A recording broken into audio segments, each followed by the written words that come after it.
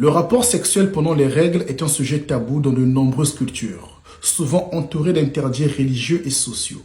Pourtant, dans les traditions mystiques et ésotériques, il est considéré comme un acte hautement énergétique et puissant. Parce que les règles ne sont pas un simple écoulement biologique, elles sont une manifestation de l'énergie vitale et du cycle cosmique.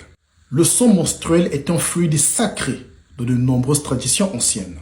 Contrairement aux croyances modernes qui le considèrent comme impur, ce qui sépare la femme de son énergie féminine, il était vu comme l'essence de la création, car il contient tout ce qu'il faut pour générer la vie.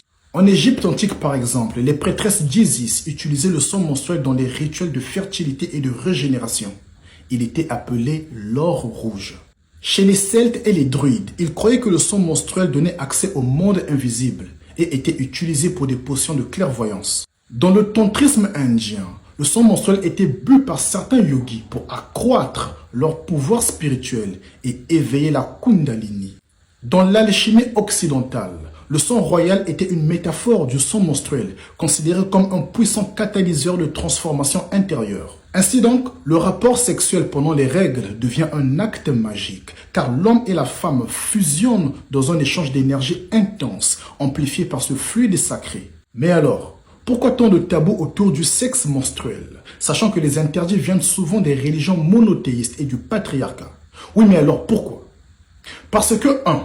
Empêcher les femmes d'accéder à leur puissance. Une femme en règle est dans un état d'ultra-sensibilité psychique. Elle capte plus facilement les énergies subtiles et les visions. Le sexe pendant cette période peut créer des états de transe et de connexion au plan supérieur. 2. Contrôler l'énergie sexuelle. L'Église a diabolisé le sang menstruel pour briser la connexion des femmes avec leur propre pouvoir. En interdisant le sexe menstruel, on bloque un potentiel de transmutation et d'extase spirituelle. 3. Le détournement de l'énergie vitale.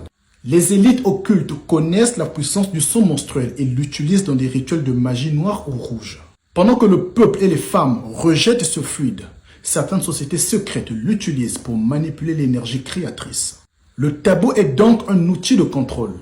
Et le fait de réhabiliter le sexe menstruel devient un acte de rébellion spirituelle.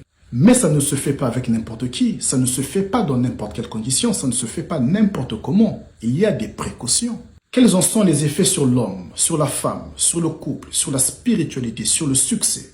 Tu vas en savoir beaucoup plus.